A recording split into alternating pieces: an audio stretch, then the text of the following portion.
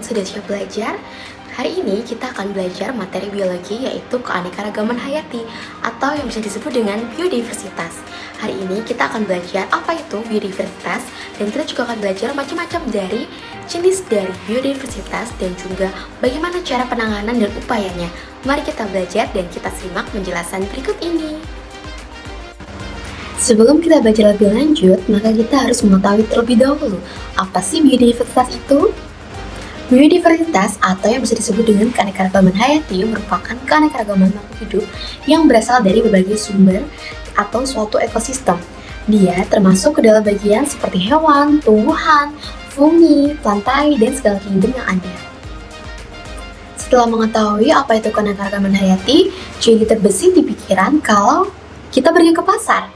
Bayangkan kalau kalian pergi ke pasar dan ada penjual yang menawarkan barang dagangannya seperti buah-buahan, sayur-sayuran, dan lain sebagainya. Di gambar berikut ini adalah contoh ketika pedagang menawarkan buah, yaitu buah nanas. Ada anak yang meminta kepada ibunya kalau dia menginginkan nanas madu, sedangkan sang kakak menginginkan nanas honey. Kira-kira apa sih perbedaannya? Mari kita lihat berikut ini. Nah, jadi ternyata perbedaan-perbedaan tersebut terjadi karena keanekaragaman hayati ini terbagi menjadi beberapa tingkatan. Di tingkatan yang pertama, yaitu tingkat jenis atau gen. Di tingkat jenis atau gen ini, kita dapat melihat bahwa perbedaannya hanya dari varietasnya saja atau variasi. Kita melihat sebagai contoh ada Felis catus, yaitu nama latin dari kucing. Kucing merupakan spesies yang berbeda hanya jenisnya atau varietasnya, seperti kucing Anggora, kucing kampung, dan jenis-jenis kucing lainnya. Mereka dikelompokkan dalam satu spesies yang sama, yaitu kucing. Lalu, kita dapat melihat bahwa tingkat selanjutnya adalah setelah mengerti keanekaragaman hayati tingkat gen, maka kita dapat melihat bahwa tingkat keanekaragaman hayati yang kedua adalah tingkat spesies. Pada tingkat spesies ini, contohnya yaitu keluarga palem-paleman atau Arecaceae, yaitu contohnya spesies aren, spesies pinang, dan juga spesies kelapa. Kenapa bisa demikian? Karena kita dapat melihat bahwa di tingkat spesies ini perbedaannya meliputi morfologi, anatomi, dan juga fisiologi, baik tumbuhan ataupun hewan. Pada contohnya adalah tumbuhan. Tumbuhan aren hidup di dataran tinggi, sedangkan pinang tumbuh di tempat yang lebih gersang. Kalau pohon kelapa, kita tahu bahwa pohon kelapa itu bisa hidup di tempat yaitu biasanya pesisir pantai. Ternyata selain jenis dan juga spesies ada tingkatan yang lebih tinggi, yaitu keanekaragaman hayati tingkat ekosistem, yang berarti sudah menyeluruh. Karena apa? Karena ekosistem itu terdiri dari macam-macam, baik itu tumbuhan, hewan, dan juga unsur abiotik dan juga unsur biotik yang ada. Contohnya seperti di gambar, unsur biotiknya adalah makhluk yang hidup, sedangkan unsur abiotiknya adalah makhluk yang tak hidup. Yang tak hidup contohnya adalah air, sedangkan yang hidup bisa jadi terumbu karang dan juga ikan-ikan yang ada di laut. Lalu, kira-kira ekosistem itu terdiri menjadi beberapa ya? Mari kita lihat penjelasan yang selanjutnya. Sebelum lanjut kepada penjelasan ekosistem, maka Ibu akan mengetes kalian dulu. Di sini ada studi kasus bahwa suatu hari Martin itu melihat bunga di halaman rumahnya. Ia melihat kalau ternyata bunga tersebut berbeda warnanya, tetapi bunga tersebut dilihatnya sama. Kira-kira apa ya nama bunga tersebut? Dan mengapa bisa terjadi hal demikian? Lalu masuk ke dalam tingkat apakah? Coba kalian bisa tulis di kolom komentar kira-kira apa jawaban dari soal berikut ini. Kalian bisa pause video ini dan silahkan dijawab. Jika kalian sudah menjawab, maka kalian bisa lanjut dan kita bahas tentang ekosistem. Silahkan ditulis terlebih dahulu ya. Good job untuk yang sudah mengerjakan. Pasti yang mengerjakan akan tahu bahwa tingkat sebelumnya adalah tingkat gen. Sekarang kita akan membahas yaitu ekosistem. Ekosistem sendiri merupakan suatu sistem ekologi untuk hubungan timbal balik yang tak terpisahkan baik antara makhluk hidup dan juga lingkungannya. Kenapa bisa demikian? Karena contohnya adalah lebah dan juga bunga. Lebah merupakan serangga yang membantu penyerbukan dari bunga itu sendiri, sehingga kita dapat melihat bahwa adanya timbal balik antara lebah dan juga lingkungannya. Selain itu, kita dapat melihat bahwa ternyata ada unsur abiotik dan juga biotik di dalamnya. Sehingga kedua unsur tersebut akan saling berkesinambungan dan berhubungan baik antara biotik ataupun yang abiotik. Pada bagian berikut ini, pada gambar, terlihat bahwa adanya timbal balik antara makhluk hidup dan juga lingkungannya, seperti yang terjadi pada sebuah ekosistem.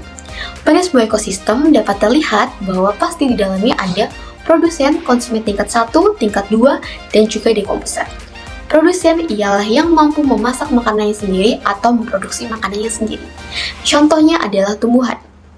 Tumbuhan akan dimakan konsumen tingkat 1 di sini yaitu kelinci, dan konsumen tingkat 1 akan dimakan oleh konsumen tingkat 2 yaitu macan, dan nantinya macan juga akan diurai oleh dekomposer.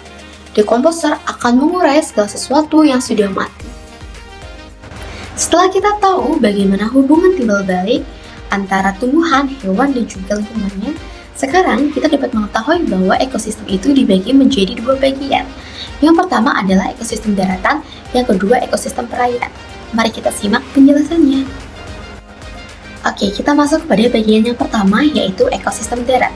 Pada ekosistem darat ini terbagi menjadi beberapa ekosistem.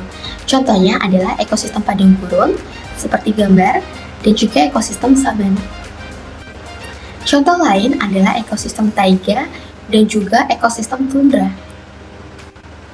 Ekosistem darat yang terakhir yaitu padang rumput.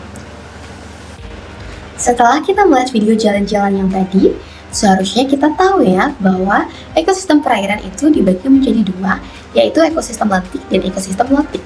Ekosistem lentik itu merupakan ekosistem air tenang. Bisa dilihat pada gambar yang ada di kiri bahwa ada danau, rawa, waduk, dan juga sebagainya, seperti contoh yang sudah diberikan. Sedangkan ekosistem air lotik itu ternyata adalah ekosistem air yang mengalir. Ekosistem air yang mengalir contohnya adalah sungai. Sungai airnya mengalir dari hulu ke hilir. Begitu juga kali dan juga parit, dan juga beberapa contoh yang lainnya. Hai, sekarang kita berada di mana? Kita berada di Danau Kalin. Berdasarkan materi tadi, apakah kalian masih ingat danau itu termasuk ekosistem apa? Coba tulis di kolom komentar ya, Ibu tunggu 5 detik.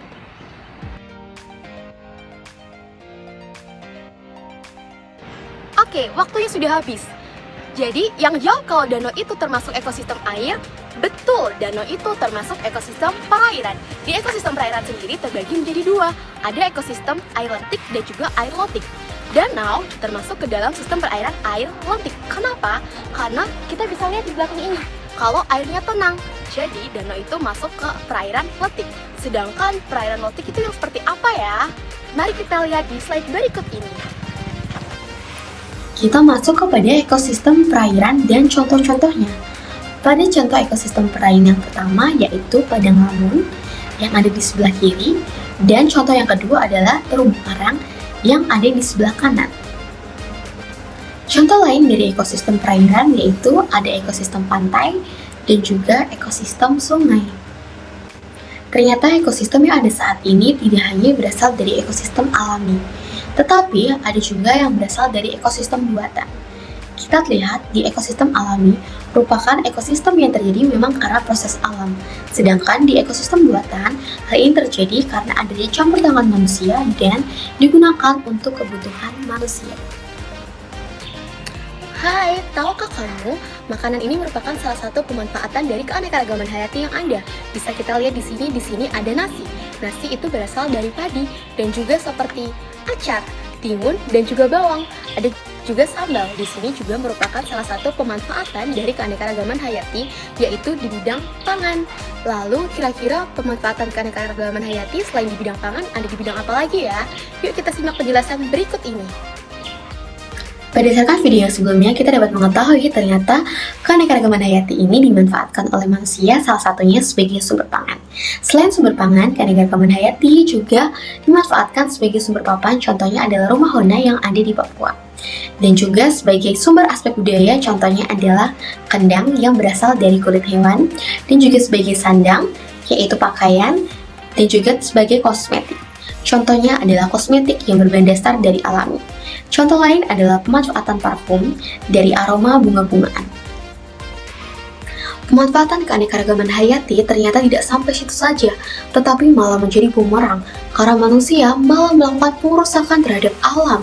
Contohnya adalah kasus bom yang berada di Sulawesi Tengah yang meningkat sehingga hal ini akan mengancamnya dari ekosistem laut. Dan contoh-contoh lain ada pengerusakan ekosistem pada kawasan puncak yang semakin hari semakin saja. Dan juga contohnya ada di NTB, yaitu ketika kasus pengerusakan yang terjadi pada ekosistem laut berada di Gili Trawangan. Hal ini juga membuat concern pada kita, termasuk juga wapres kita yang meminta agar aparat itu lebih tegas dalam penindakan terhadap kerusakan ekosistem yang ada. Lalu bagaimana sih cara untuk menanggulangi hal ini? Apa caranya? Kita simak penjelasan berikut ini. Ternyata, pemerintah sendiri sudah melakukan upaya pelestarian dari keanekaragaman hayati, yaitu tingkat konservasi. Konservasi sendiri dibagi menjadi dua bagian, yaitu konservasi in situ dan juga konservasi ex situ.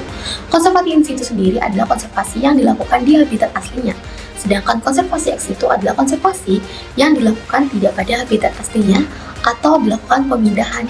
Seperti contohnya adalah kebun binatang, taman safari, dan lain sebagainya.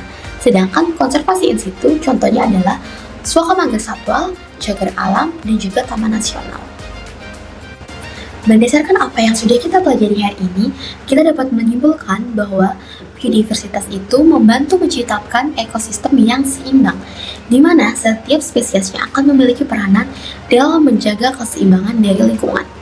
Keanekaragaman hayati juga memainkan peran yang begitu penting di dalam beberapa sektor, seperti sektor ekonomi, karena menyediakan sumber daya alam seperti bahan makanan, bahan baku, obat-obatan, dan juga yang lain-lain. Dengan demikian, maka kita dapat mengetahui bahwa untuk menjaga biodiversitas, manusia itu perlu melakukan hal sederhana seperti tidak membuang sampah sembarangan dan membuang ke tempat sampah, mengurangi menggunakan plastik sekali pakai seperti botol minuman, kita dapat menggunakan tumbler, dan juga kita dapat menggunakan kendaraan dengan bahan bakar yang ramah lingkungan seperti bahan bakar yaitu listrik, sepeda listrik. Demikianlah pembelajaran kita hari ini. Semoga kalian mendapatkan pembelajaran dan insight yang baru.